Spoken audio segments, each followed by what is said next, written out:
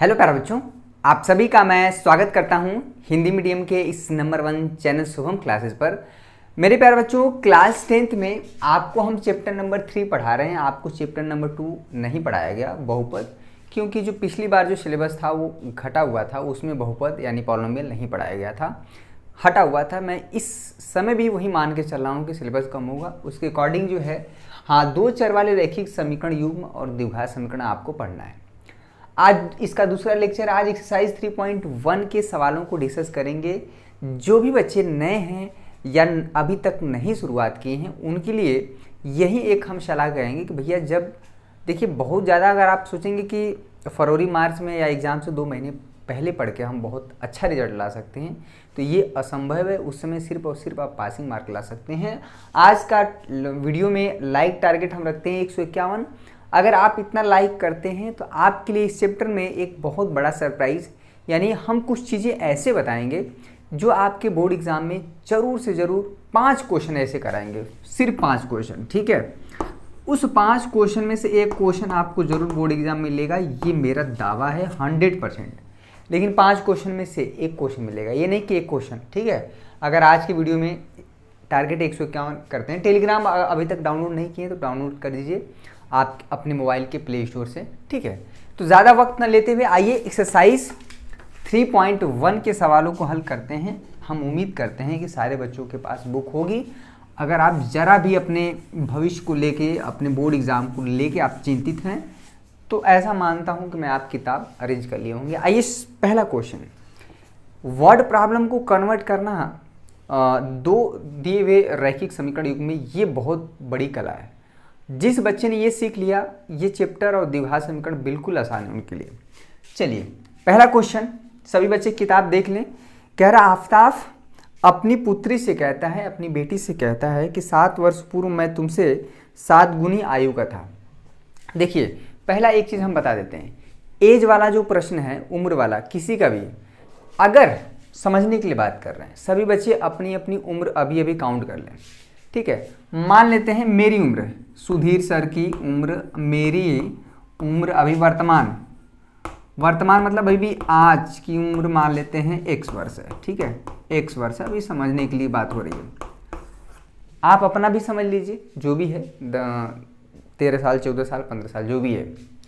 अगर हम कहें 5 वर्ष पूर्व मेरी उम्र बताइए, 5 वर्ष पूर्व, अगर पूर्व यानी पहले की बात करता है, 5 वर्ष पूर्व जितना वर्ष, ठीक है, समझ लीजिए जितना वर्ष पूर्व का है उसमें घट जाएगा। यानी क्या रहा होगा, अगर मान लीजिए वर्तमान में हमारी 24 साल है तो 5 वर्ष पूर्व क्या रही होगी, 24 में से 5 घटा देंगे यानी 19 साल। अगर 5 वर्ष बाद मेरी आयु क्या होगी, थोड़ा समझ लीजिए, 5 वर्ष बाद अपनी उम्र को आप कंसीडर कर लीजिए तो क्या हो जाएगा, x + 5, यानी अभी 24 है तो 5 साल बाद 29 साल हो जाएगी। ये चीज़ उम्र वाले जितने सवाल हैं इसी तरह से होगा। आपको 99% केसों में हमेशा वर्तमान उम्र ही मानना पड़ता है। किसी भी सवाल में क्या मानना है ये बहुत इंपॉर्टेंट है। क्वेश्चन में जो पूछता है वहीं से क्वेश्चन की शुरुआत होती है, ये बात आप दिमाग में बैठा लीजिए, ठीक है। आप हमेशा वर्तमान उम्र मानेंगे किसी का भी, ठीक है। चलिए ठीक है, एक बार आडी वीडियो हम चेक कर लेते हैं ठीक है कि नहीं, अदरवाइज फिर बाद में परेशानी होती है। बहुत बढ़िया, सब कुछ क्लियर है। चलिए बच्चों, गर्मी तो बहुत ज़्यादा है पर क्लासेस तो चलनी चाहिए, चलानी पड़ेगी तभी तो आप सीखेंगे, ठीक है। क्योंकि हम फ़ैन चला नहीं सकते ना, फ़ैन चलाएंगे तो बहुत ज़्यादा वो आवाज़ आने लगता है, 1 नंबर में या 2 नंबर में, उससे कुछ हो ही नहीं रहा इस समय। देखिए कह रहा है, आफताब अपनी पुत्री से कहता है 7 वर्ष पूर्व मैं तुमसे 7 गुनी आयु का था, अब से 3 वर्ष बाद मैं तुमसे केवल 3 गुनी आयु का रह जाऊँगा। क्या यह मनोरंजक है? इस स्थिति को बीजगणितीय और ग्राफीय रूपों में व्यक्त करना है, सॉल्व नहीं करना है। देखिए आफताब है और उसकी बेटी है, दोनों की उम्र हम वर्तमान आयु मानेंगे, दोनों की वर्तमान आयु को हम मान लेते हैं। हमको नहीं पता है दोनों की वर्तमान आयु क्या है, प्रेजेंट एज मान लेते हैं आफताब की। देखिएगा माना, चलिए सभी लोग अपनी कॉपी में लिखिए आफताब, चलिए अपनी कॉपी में लिखिए आफताब की वर्तमान आयु, हमेशा वर्तमान ही मानेंगे, ठीक है। वर्तमान आयु अपनी कॉपी में लिखिए सभी लोग, बार बार एक नोट्स बनाइए। वर्तमान आयु क्या है बच्चा, x वर्ष है, ठीक है। इसमें कोई दिक्कत परेशानी हैरानी नहीं, 151 लाइक करना है। चैनल पे नए, चैनल को सब्सक्राइब कर लीजिएगा। उसके बाद क्या है, उसकी पुत्री की आयु, यानी किसकी, पुत्री की ये वर्तमान आयु हम मान लेते हैं y वर्ष है। ठीक है, कुछ न कुछ उम्र हो गई, इसमें कोई दो राय नहीं है। अब कह रहा है कि 7 वर्ष पूर्व, 7 वर्ष पूर्व इसकी आयु और 7 वर्ष पूर्व इसकी आयु क्या रही होगी। तो case number 1, condition number case number 1 यानी पहला कंडीशन है 7 वर्ष पूर्व। ठीक है, 7 वर्ष पूर्व क्या है बच्चा, आफताब की आयु क्या रही होगी। ठीक है, यानी x-7, क्लियर हुआ, ये होगी आफताब की आयु। उसकी बेटी की आयु क्या हो जाएगी, उसमें भी 7 वर्ष घट जाएगा। केस नंबर 1 है 7 वर्ष पूर्व जो है ये आफताब की आयु है, यानी x-7, ये उसकी बेटी की आयु है y-7। और ये कह रहा है कि 7 वर्ष पूर्व जो है मैं तुमसे 7 गुनी आयु का था। देखिए कौन 7 गुनी था, किसका 7 गुना एज था, आफताब का। यानी अमूमन बहुत कॉमन सेंस वाली चीज़ है कि बेटे जो पिताजी की आयु है अपनी बेटी से हमेशा ज़्यादा ही होगा, कभी भी बराबर नहीं हो सकता है। देखिए 7 वर्ष पूर्व जो है इनकी आयु यानी उनके आफताब यानी उनके पिताजी की आयु जो है 7 गुनी थी। तो हम चाहते हैं कि दोनों के बीच में बराबरी का निशान लग जाए, इसमें हमें 7 गुना मल्टीप्लाई करना पड़ेगा। इसमें अगर 7 का मल्टीप्लाई कर दें उसकी बेटी की आयु में, तो ये इसके बीच में क्या हो जाएगा, बराबरी का निशान लग जाएगा। मान लीजिए एक समय के लिए मान लीजिए इनकी 28 है और इनकी 4 है, उसकी बेटी की 7 गुनी है कि नहीं। ये आफताब की उम्र 28 है, ये 4। हम चाहते हैं दोनों के बीच में बराबरी का निशान लग जाए। ये 7 गुना है, इसमें हमें 7 का मल्टीप्लाई करेंगे तभी दोनों के बीच में बराबरी लगेगा। होता क्या है समीकरण बनाते समय कि जिनकी एज जैसे ये 7 गुना है, 7 वर्ष पूर्व जो है इनकी एज आफताब की यानी उनके पिताजी की 7 गुना है, तो इसी में 7 का मल्टीप्लाई कर देते हैं, लड़के यहाँ पे बराबर लगा देते हैं। अरे 7 गुना तो ऑलरेडी है, अगर इसी में 7 का मल्टीप्लाई कर दिए तो ये और ज़्यादा हो जाएगा, तो दोनों के बीच में बराबरी कहाँ होगा, नहीं होगा। समझ में आया, x-7, 7 का मल्टीप्लाई करेंगे 7y 7 7 49। सबको इधर लाइए, x-7y, अरे +7y है बराबर के इधर लाएंगे तो क्या होगा, -7y। गर्मी बहुत है, उससे कोई फ़र्क नहीं पड़ने वाला है। -7 ये +7, ठीक है, यहाँ पे हो जाएगा -42। x-7y = -42, ये समीकरण नंबर 1 हो गया, पहला कंडीशन। अब दूसरा केस है, देखिए दूसरा केस क्या है, बहुत इंटरेस्टिंग है। देखिए वर्ड प्रॉब्लम को समझना, गणित को समझने के लिए आइए, रटने के लिए आएंगे तो दिक्कत हो जाएगा। केस नंबर 2 क्या है, इसी में एज वाले क्वेश्चन को सावधान रहना है, हमेशा पूछता है। केस नंबर 2 क्या है, कह रहा है कि अब से 3 वर्ष बाद, अब से यानी वर्तमान आयु ये हो गया, तो अब से 3 वर्ष बाद जो है दोनों की आयु क्या है बच्चा, अब से 3 वर्ष बाद, ठीक है, 3 वर्ष बाद, क्लियर हुआ। आफताब की आयु क्या हो जाएगी बच्चा, x+3, उसकी बिटिया की आयु क्या हो जाएगी, y+3। अपने आप पे लीजिए, अपने पिताजी की आयु और खुद पे कंपेयर करेंगे तब आप ज़्यादा समझ पाएंगे। ये आफताब की आयु है x+3, ये किसकी आयु है, उसकी बेटी की। अब कह रहा है कि 3 वर्ष बाद जो है इसकी आयु क्या है, 3 गुनी रह जाएगी, किसकी, आफताब की, यानी इनकी एज जो है 3 गुना रह जाएगा। तो हम चाहते हैं कि दोनों के बीच में बराबरी का निशान हो, तो जिनका 3 गुना है उसमें नहीं मल्टीप्लाई करेंगे, इसमें करेंगे, बिटिया की आयु में, तब जाके दोनों के बीच में क्या होगा, बराबरी होगी। यही चीज़ मिस्टेक होता है। ये क्या है, यहाँ पे लिख लीजिए 3 वर्ष बाद आफताब की आयु, 3 वर्ष बाद जो है बेटी की आयु या उसकी पुत्री की आयु, ठीक है। x+3y, यहाँ पे 3y, यहाँ पे 9 हो जाएगा, ठीक है। समझिए तो मज़ा आएगा। x-3y, 9 को उधर ढकेलेंगे 6 हो जाएगा, समीकरण नंबर 2 हो गया, ठीक है। ये समीकरण नंबर 1। ये समीकरण जो है इसका क्या है, क्या बोला है भाई, इस स्थिति को बीजगणितीय व ग्राफीय रूप में व्यक्त करना है। चलिए बीजगणितीय रूप तो ये है, क्लियर हुआ, यानी x-3y = यहाँ पे 6, समीकरण नंबर 2 हो गया। अब ये तो हमारा बीजगणितीय रूप हो गया, कैसे हमने दिए हुए कंडीशन से समीकरण बनाया, ठीक है। 7 वर्ष पूर्व जो है आफताब की आयु, 7 वर्ष पूर्व उसकी बेटी की आयु, 3 वर्ष, अब से 3 वर्ष बाद ये चीज़ हुआ, ठीक है। देखिए ग्राफ वाला क्वेश्चन हम क्या करते हैं, इसमें इस चीज़ को ग्राफ से भी रिप्रेजेंट करना है। अभी जो है ग्राफ वाला क्वेश्चन जो है बिल्कुल हम अलग से पढ़ाएंगे, एक्सरसाइज 3.2 में वही पढ़ना है। यानी ये जो इक्वेशन है इसका ग्राफी रिप्रेजेंटेशन क्या होगा, ग्राफिकल रिप्रेजेंटेशन, ठीक है, वो हम कराएंगे। पहले आप दिए हुए वर्ड प्रॉब्लम को कन्वर्ट करना सीखिए, 2 इक्वेशन 2 अननोन में, ठीक है, ये बहुत ज़्यादा इंपॉर्टेंट है। समझ में आया? वीडियो पसंद आ रहा है, वीडियो को लाइक करिए, 151 लाइक टारगेट रखें आज के वीडियो में। अगर अभी आपको ये बात नहीं समझ पा रही है कि इधर उधर न भटके, एक जगह बने रहें। दूसरा चैप्टर चल रहा है, कुल मिला के 11 चैप्टर पढ़ना है, बहुत ज़्यादा समय नहीं लगेगा, ठीक है। दूसरा क्वेश्चन देखें। चलो बच्चों नेक्स्ट क्वेश्चन है आपके बुक का ही है। इसमें अभी आपको बीजगणितीय रूप में व्यक्त करना है, अभी सॉल्व नहीं करना है, सॉल्व करना है इसके बाद सीखेंगे, ठीक है। 4 मेथड है, चारों को अलग अलग तरह सीखेंगे, चारों पे खूब प्रैक्टिस करेंगे, आपको ये चैप्टर बिल्कुल क्लियर हो जाएगा। जिस बच्चे ने आज ज्वाइन किया है, आज आया है पहली बार चैनल पे, तो लेक्चर नंबर 1 जाके देखें, उसके बाद लेक्चर नंबर 2 आज जो सेशन है उसको देखें और चैनल को सब्सक्राइब कर लें, आराम से पढ़ेंगे, कोई दिक्कत नहीं। क्रिकेट टीम के एक कोच ने 39 रुपये में 3 बल्ला और 6 गेंदें खरीदी। इसमें बहुत नॉर्मल चीज़ है, आप दुकान पर जाते हैं कभी खरीद। देखिए गणित को थोड़ा प्रैक्टिकल वे में ले, गर्मी बहुत ज़्यादा है भाई, ठीक है, गर्मी बहुत ज़्यादा है।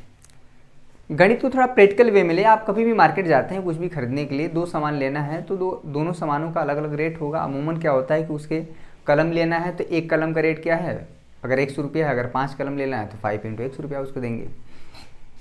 कह रहा बाद में उसने एक और बल्ला और उसी प्रकार की 3 गेंदें और खरीदी 1300 रुपया में। तो इस स्थिति को बीजगणितीय तथा ज्यामितीय रूप में व्यक्त करना है। देखिए ग्राफिकल वाला अभी रहने देते हैं, ग्राफिकल वाला क्योंकि एक पूरा उसका एक्सरसाइज है 3.2, ठीक है। चलिए क्या करते हैं, इसको माना, ठीक है, माना एक बल्ले का, अगर ये पॉइंट आप समझ में आ गया तो एक बल्ले का मूल्य जो है 100 रुपया मान लीजिए।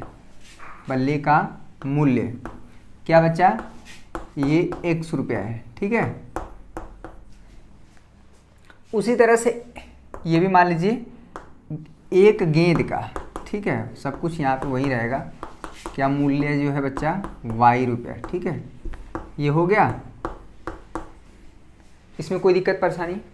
तो केस नंबर 1 क्या है, पहली कंडीशन क्या है बच्चा, कि जो है कोच साहब जो हैं 39 रुपये में क्या करते हैं, 3 गो बल्ला खरीदते हैं, 6 ठो गेना खरीदते हैं। हम लोग भी खरीदने जाते हैं, गर्मियों में मैच होता है तो हम लोग भी बल्ला टूट गया, गेंदा, तो हम इस बार खुद ही हम प्रधान जी हम लोग को दिए थे, ठीक है। गांव के सभी बच्चों के लिए प्रधान जी दिए थे गेना बैट खरीदने के लिए, तो हम लोग गए थे खरीदने, 2 बल्ला और गेंद लाए थे। एक अच्छा काम किए हमसे भले। केस नंबर 1 क्या है कि कह रहा है कि 3 बल्ला, एक बल्ले का मूल्य 100 रुपया, अगर 3 बल्ला खरीदे हैं तो कितना होगा 3 × x। एक गेंद का मूल्य y रुपया है, 6 गेंद खरीदे हैं, यानी कि 6 × y, ठीक है। टोटल यही हमारा क्या है 39 रुपये। इसमें कोई दिक्कत परेशानी हैरानी नहीं होना चाहिए। अगर एक गेंद का मूल्य 100 रुपया है, आपने 3 गेंदा खरीदा, बैट खरीदा है, तो 3 × 100 रुपया। एक गेंद का मूल्य y रुपया है, तो यानी आपने 6 गेंद खरीदा तो 6 × y, टोटल रुपया कितना हुआ 39। इसमें कोई बहुत बड़ी चीज़ है नहीं, ठीक है। केस नंबर 2, जैसे जैसे क्वेश्चन में कहता है ना, अगर आप ये सारा चीज़ सीख लिए तो आप 2 चर वाले रैखिक समीकरण, युग्म और द्विघात समीकरण में मास्टर हो जाएंगे। फिर बाद में क्या होता है, कभी कभी जरूरत पड़ता है, उसने एक और बल्ला, यानी एक बल्ले का मूल्य 100 रुपये है, एक ही खरीदे हैं, तो यानी 1 × x, और 3 गेना और खरीदते। गेंद में ज़्यादा फाड़ता है, बल्ला भले टूटे चाहे ना, गेना इतना फाड़ता है ना। गर्मी में हम लोग खेलते हैं गेहूँ, जैसे आप गाँव से होंगे तो क्या होता है, देखते होंगे, पहले गेहूँ कटा, फिर उसमें पानी वानी दे के अपना बनाते हैं, बड़ा गेंद फटता है, क्योंकि वो जो जुताई नहीं रहता ना अगल बगल खेतों में, तो उसी में फटता गेंद बहुत ज़्यादा है। एक मैच हुआ ना, ये गेंद फटा, कभी अरे मतलब किस्सा बताते हैं, क्रिकेट में ही खेलने क्या होता है ना, जैसे जो टीम हार रही होती है मान लीजिए हमारी टीम हार रही है, बाई में मान लीजिए, ऐसा होता नहीं है, हार रही है तो अगर गेंद फट गया है तो जो टीम हार रही होती है मतलब सरकना चाहती है कि हाँ यार निकल लो, गेंद फटा भले पैसा बचा, नहीं तो हारते तो बड़ी बुराई होता है। वहीं जो टीम जीत रही होती है वो कहीं से इधर उधर से अरेंज करते हैं, किसी का मांग के लाएंगे ना, मतलब मैच होना चाहिए, ठीक है। झगड़े भी होते हैं खूब। 1 इंटू एक्स हुआ, 3 गेंद खरीदते हैं भैया तो 3 इंटू वाई, इस बार कितना पेमेंट कर रहे हैं 1300 रुपया, ठीक है। ये हो गया समीकरण नंबर 2। यही है अलजेब्राइक रिप्रेजेंटेशन, बीजगणितीय रूप में व्यक्त कर लिए हैं, बहुत आसान है। मेन चीज़ है आप किसको x मानते हैं किसको y मानते हैं, ये बहुत इंपॉर्टेंट होता है। इसका भी हम ग्राफ द्वारा भी बताएंगे कि 2 इक्वेशन 2 अननोन कैसे ग्राफ ड्रॉ करेंगे। ग्राफ हम जैसे बताएंगे वैसे आपको सीखना है, अपना तरीका अपनाएंगे थोड़ी सी दिक्कत में आ जाएंगे, ठीक है। चलिए क्वेश्चन नंबर 3 हम एक्सरसाइज वाइज करेंगे, क्वेश्चन करेंगे एक ही दिन पूरा का पूरा कंप्लीट कर देंगे। चलिए बच्चों क्वेश्चन नंबर 3 जो है, क्वेश्चन नंबर 3 एक्सरसाइज 3.1 लगभग ख़त्म की तरफ है, 3 ही क्वेश्चन है, लेकिन एक बेसिक चीज़ क्या है सवालों को हल करने का, वो चीज़ हम सीख रहे हैं, ठीक है। कह रहा 2 केजी सेब और 1 केजी अंगूर का जो मूल्य है किसी दिन 160 रुपया था, 1 महीने बाद 4 केजी सेब और 2 केजी अंगूर का जो मूल्य है 300 रुपया हो जाता है। इस स्थिति को बीजगणितीय तथा ज्यामितीय रूप में व्यक्त करना है। अलजेब्राइक में नहीं कर रहे हैं, सिर्फ अलजेब्राइक फॉर्म में कर रहे हैं, यानी बीजगणितीय रूप में हम कन्वर्ट कर रहे हैं।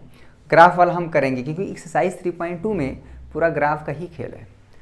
मेन जो चीज़ है आप 2 इक्वेशन में कन्वर्ट करना, 2 चर वाले रैखिक समीकरण युग्म बनाना, यानी एक्स वाई में। तो देखिए क्या करना है, तो माना 1 केजी का सेब 100 रुपया है और 1 केजी अंगूर का दाम क्या है y रुपया, इसको हम लिख दें। चलिए सभी बच्चे लिखें अपने कॉपी में, माना। चलिए बच्चों इसमें पहला तीसरा क्वेश्चन है, हमने यहाँ पे लिख दिया है, आई होप आप भी लिख लिए होंगे, नहीं लिखेंगे तो लिख लीजिए, गाड़ी छूटी थोड़ो है। 151 लाइक करना है, इससे ज़्यादा कुछ नहीं करना है। अगर आपको मेरा पढ़ाया हुआ अच्छा लग रहा है तो आप इस बात के लिए आप 2 शब्द कह सकते हैं कमेंट में, या कोई शिकायत हो, कोई गिला शिकवा हो, कोई बात हो तो भी आप कमेंट में बता सकते हैं। कोई ज़रूरी नहीं कि हमेशा प्रशंसा करने, अपनी समस्या भी रख सकते हैं हमारे सामने। सबसे पहली बात कि अगर आप ये सोच के पढ़ाई कर रहे हैं कि मुझे 90+ लाना है, ठीक है ये टारगेट होना चाहिए, लेकिन ये सोच के अगर आप पढ़ें कि मुझे गणित सीखना है और अपने आगे चल के कुछ करना है बेहतर, ठीक है, ज़िंदगी भर तो हम पढ़ाएंगे नहीं, कभी तो मरेंगे, तो कम से कम चीज़ों को आप सीखे रहेंगे तो आगे आप क्या करेंगे, उसको ट्रांसपोर्ट करेंगे, आगे बढ़ाएंगे, लोगों तक पहुंचाएंगे, ठीक है। ये चेन बना रहना चाहिए, कोई ज़रूरी थोड़ा कि ज़िंदगी भर हम ही सिखाएंगे। तो आप भी सीखिए भाई, आप सीखे रहेंगे तभी तो सिखाएंगे दोनों किसी को, ले रुआ। चलिए बातें बहुत हैं, धीरे धीरे होती रहेंगी, जल्द ही अनअकैडमी पे हम आने वाले हैं। आप सभी का प्यार चाहिए, दुलार चाहिए, और जितना अधिक से अधिक है सपोर्ट करेंगे। इंडिया का सबसे बड़ा मंच है शिक्षा का, यहाँ पे पढ़ाना और यहाँ पे पढ़ना अपने आप में एक बहुत बड़ी बात है। आप पूरी तरह से आधुनिक तरह से चीज़ों को आपको बताई जाएंगी, बड़ा मज़ा आएगा, ठीक है। कह रहा 2 केजी सेब, 1 केजी सेब का मूल्य 100 रुपया है, तो 2 केजी सेब लेंगे तो कितना मूल्य हो जाएगा 2 इंटू एक्स प्लस 1 केजी अंगूर का, अच्छा 1 केजी अंगूर ले रहा है, 1 केजी अंगूर का मूल्य y रुपया है, तो यानी 1 इंटू वाई, टोटल कितना लग रहा है भैया 160 रुपया, ठीक है। तब तक लग गया लॉकडाउन, ठीक है।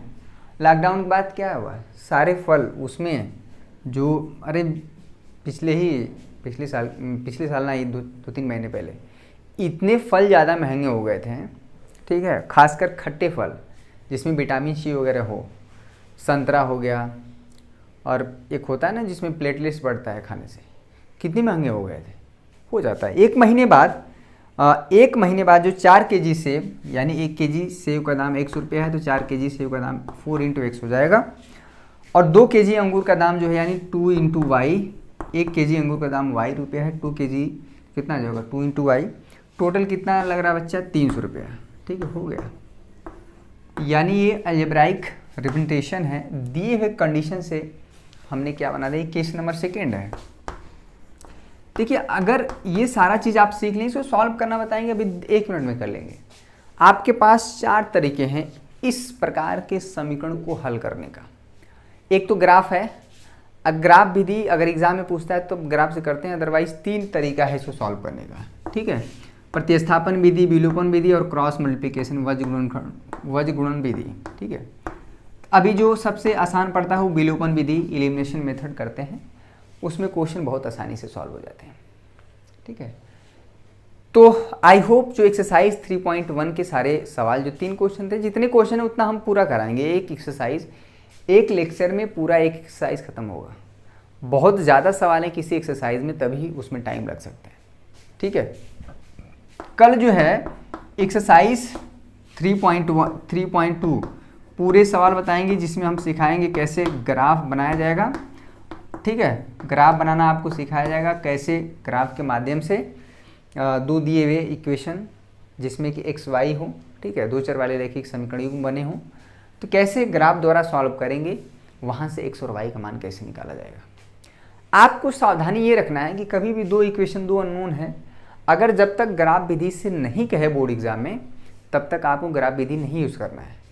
जब ये सीख लेंगे तीनों विधि ना, उसमें से आपको पता चल जाएगा कि कौन आसान है। हालांकि आपके दिमाग में यही चीज़ आ रहा होगा कि यार एक ही क्वेश्चन को 4 विधि से सॉल्व कर सकते हैं, तो चारों विधि क्यों लाया गया।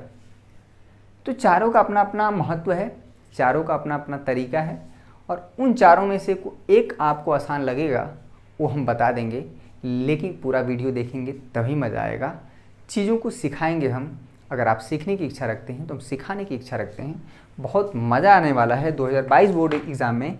देखते हैं कितने बच्चे कसम खाए हैं कि हमें 90+ लाना है। मैथ में देखते हैं कितना 100 में 100 लाते हैं कितने बच्चे। देखिए, अपने आप में एक गौरव का पल होता है अगर आप बेहतर नंबर लाते हैं बोर्ड एग्ज़ाम में। जीवन की पहली सीढ़ी होती है जो कि आपके गुणों का, आपके अंदर जो क्षमता है, जो एबिलिटी है, वो दर्शाता है। ठीक है, कहा जाता है ना कि वैसे तो कहा जाता है अंत भला तो सब भला, लेकिन मैं ऐसा नहीं मानता हूँ। हम कह रहे शुरुआत भी अच्छा होना चाहिए किसी भी चीज़ का। अंत तो अच्छा हो अलग बात है, लेकिन शुरुआत भी अच्छा होना चाहिए। शुरू को ही लक्षण अगर ख़राब दिख रहे हैं ना, तो खराबे चलता रहता है पूरे साल भर। ठीक है, इसलिए नए साल को लोग जश्न मनाते हैं यार, कम से कम साल का पहला दिन हर्षोल्लास हो, खुशी का दिन हो, अच्छे से रहें लोग, पार्टी वार्टी क्यों करते हैं ऐसा पूरे सालों भर। लेकिन ऐसा होता नहीं है। सही बात है, अंत भला तो सब भला, लेकिन यहाँ पे शुरुआत हमें अच्छे से करनी है। शुरुआत अच्छी हो गई, यानी 10th क्लास में अच्छा नंबर आ गया, तो आगे 12th क्लास में भी, आगे जब पढ़ाई आप करेंगे तो वहाँ पे भी एक टारगेट सेट हो जाता है। यार हम तो हाई स्कूल में 90+ लाए थे, यहाँ तो मेरा 85% है। आपको खुद बुरा लगेगा, आप खुद से तुलना करेंगे, किसी अन्य से तुलना करने की आवश्यकता नहीं है। आप अपना मार्कशीट देखेंगे तो आपको बड़ा बुरा लगेगा कि यार मैंने तो 10th 12th क्लास में 90+ लाया था, यहाँ तो BSc या BTech में या यहाँ पॉलिटेक्निक के बड़ा कम नंबर आ रहा है। तो आप खुद अपना इम्प्रूवमेंट करेंगे। ठीक है, तो ये हुआ 3.1। कल हम डिस्कस करेंगे ग्राफ विधि द्वारा कैसे दो दिए हुए रैखिक समीकरण युग्मों को हल करते हैं। बड़ा इंटरेस्टिंग होगा, बड़ा मज़ा आएगा। कल का विशेषण अटेंड करना ना भूलें। अगर अभी तक आपने L1 L2 नहीं देखा है, जाके देखें, बहुत मज़ा आने वाला है। आज के लिए बस इतना ही। आज का सेशन कैसा लगा, वीडियो पसंद आया तो लाइक कर दीजिएगा। चैनल पर नए हैं तो चैनल को सब्सक्राइब करके बेल आइकन को दबा लीजिएगा। कल मिलते हैं इसी जोश जुनून के साथ। तब तक के लिए आप सभी का बहुत बहुत शुक्रिया। जय हिंद, जय भारत।